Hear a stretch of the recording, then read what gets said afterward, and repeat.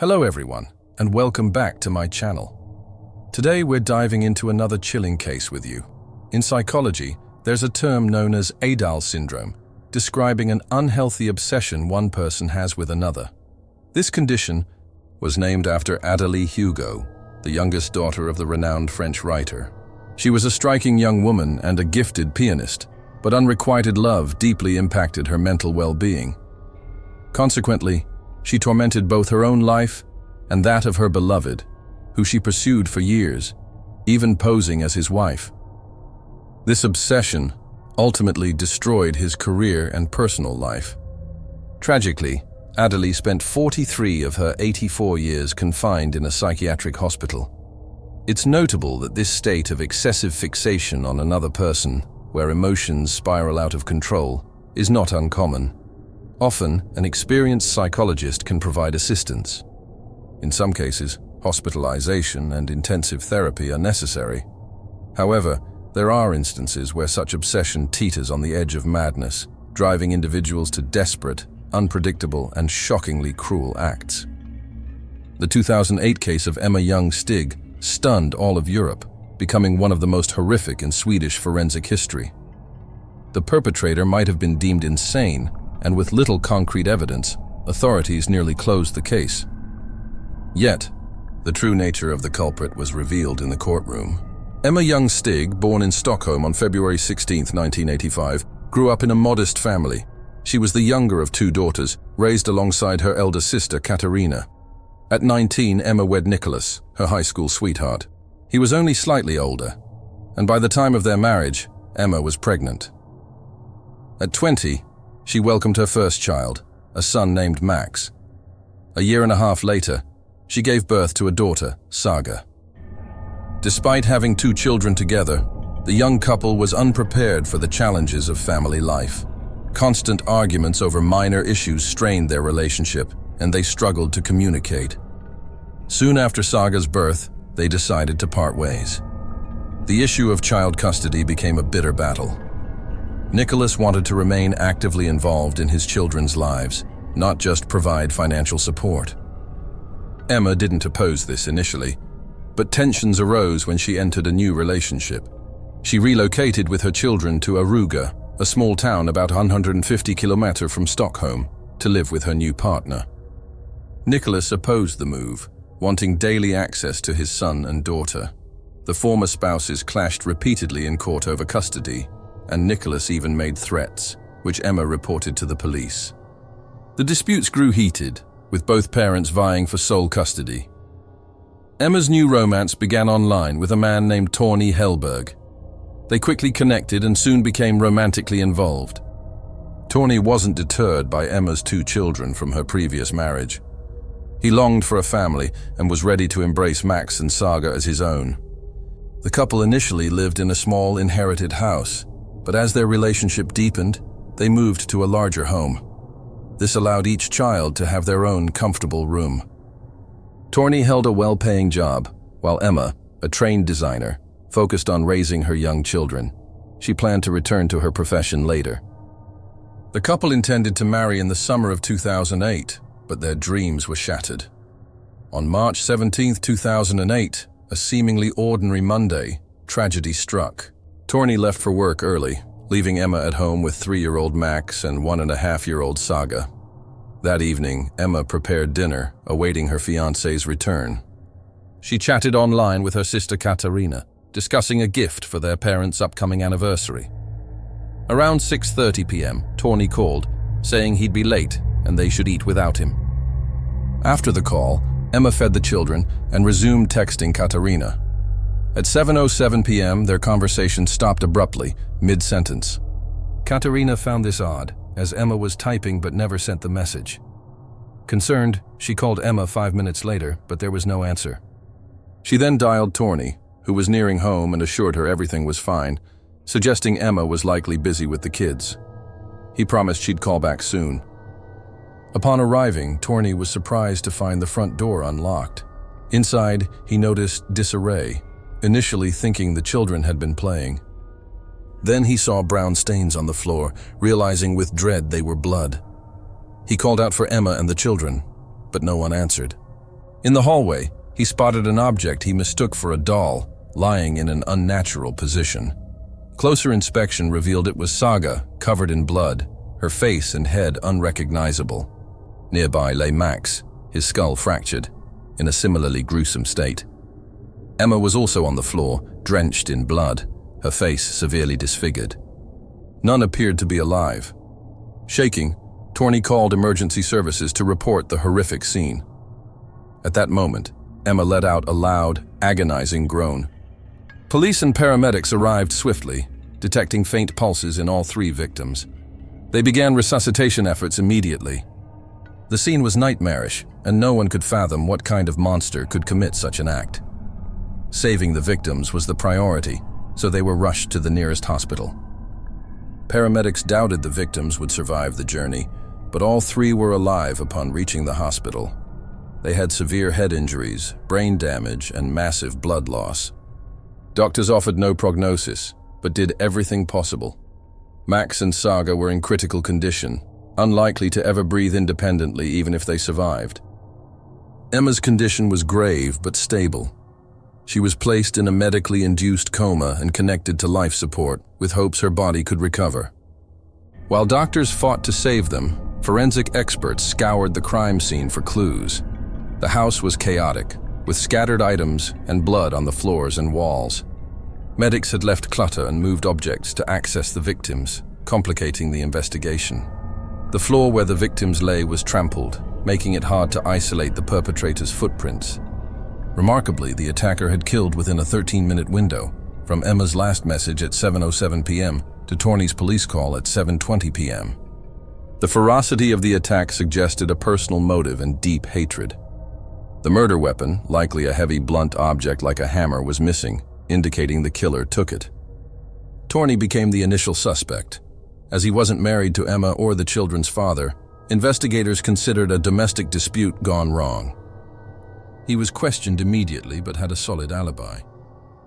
His boss and colleagues confirmed he was at work, and CCTV footage showed him walking home during the attack. Still, police took a detailed statement, hoping he'd notice something useful. Torney recalled only the unlocked door, suggesting Emma may have let the attacker in. He was released after questioning. By then, he'd informed Emma's family, and her parents rushed from Stockholm to Aruga, heading straight to the hospital. En route, they heard devastating news on the radio. Max and Saga had succumbed to their injuries without regaining consciousness. Suspicion shifted to Nicholas, Emma's ex-husband, and the children's father. Their divorce was contentious, marked by custody battles and threats he'd made against Emma.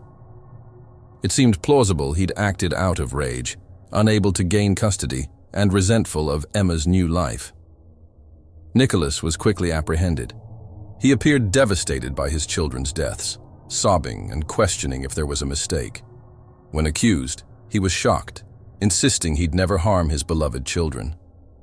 Nicholas claimed he was in another city on business during the crime. His alibi checked out. He was 120 miles away when the attack occurred.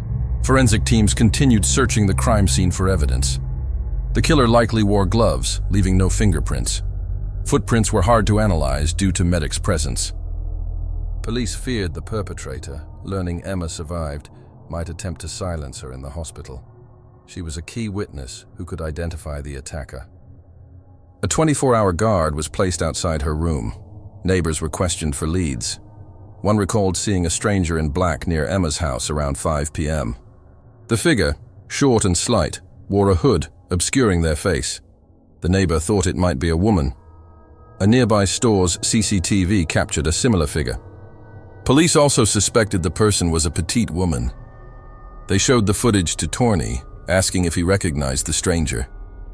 His face paled as he suggested it might be his ex-girlfriend, 31-year-old Christina Schura, though he wasn't certain. Christina, born in Hanover, Germany in 1977, had a troubled past. Her father's abandonment left her with emotional scars, shaping her complex personality. As a teen, she studied in New York through an exchange program.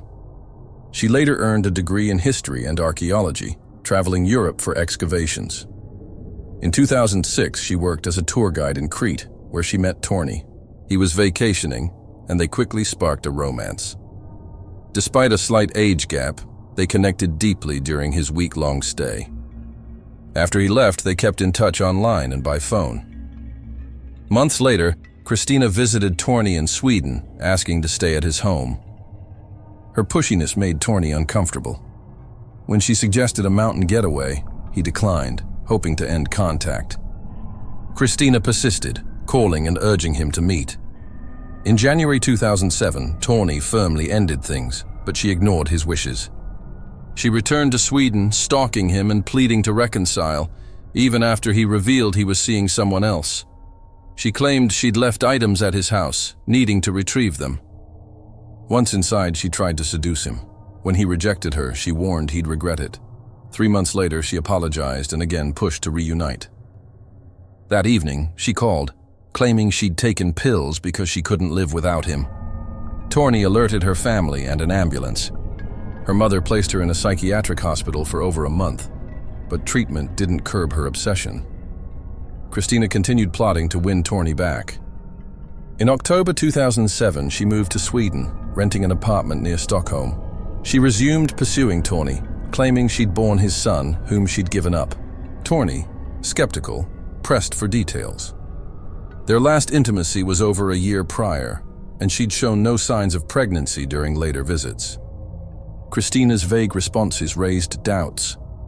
In January 2008, she claimed their son had a hereditary illness, urging Torny to visit him in Germany.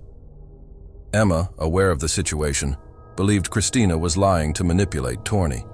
When a man claiming to be the child's adoptive father called, Torny questioned him. The caller grew evasive and hung up, convincing Torny the story was fabricated. Detectives located Christina's apartment, learning she'd fled to Germany the day before. On March 20th, a warrant was issued. German police arrested her, but she denied involvement. Extradited to Sweden on March 29th, she repeatedly requested to see Torny. Her calm demeanor was unsettling, as she kept asking to contact him. A search of her apartment yielded no blood traces, but her phone and laptop were seized. Investigators identified a unique shoe print at the scene, matching a sneaker brand. Christina denied owning such shoes, but her roommate confirmed she did. Her laptop contained photos of Torny, some with Emma and her children, copied from social media. Captions on Emma's images were threatening and malicious. Her search history included queries on committing traceless murders and evading suspicion. Notes detailed Emma and Torny's home layout and daily routines. By late March, Emma's condition stabilized, and doctors began weaning her from the coma. She couldn't speak initially, but recognized her family. Unaware of the attack, she believed she'd been in a car accident. She repeatedly asked about her children, but police withheld the truth to protect her recovery. When told of their deaths, Emma became hysterical, requiring sedation. Her memory erased the news each time, forcing relatives to repeat it. Weeks later, Emma visited the crime scene with medics. Memories flooded back, texting Katarina, preparing dinner, and hearing a knock. She opened the door to a short, dark-clad woman. When she inquired, she felt a sharp pain and blacked out. She tried to protect her children but collapsed. At trial, Christina denied guilt. The murder weapon was never found, and most evidence was circumstantial, giving her a chance to evade conviction. Her roommate reported a missing hammer from her toolkit, matching the suspected weapon's profile, though this was also circumstantial. Surveillance showed Christina visited Aruga 3 times the week before the crime, likely surveilling her targets. She couldn't explain these trips. Her internet searches and photo collection further implicated her. The trial began July 29, 2008, charging her with double murder and attempted murder. Christina's courtroom behavior was bizarre. She smiled, waved, and laughed at gruesome crime scene photos, suggesting insanity. A psychiatric evaluation deemed her sane and aware, indicating she relished her actions. When Emma saw her, she fainted, later confirming Christina's face was the last she saw. Despite her defense's efforts, the jury unanimously convicted her. Christina received life imprisonment without parole and was ordered to pay Emma $20,000. No evidence supported her claim of having Torny's child. Emma's recovery was grueling, but Torny stood by her. They married in 2010 and now raise 2 children, who know their siblings' tragic story. Thank you for watching. Subscribe for more gripping stories.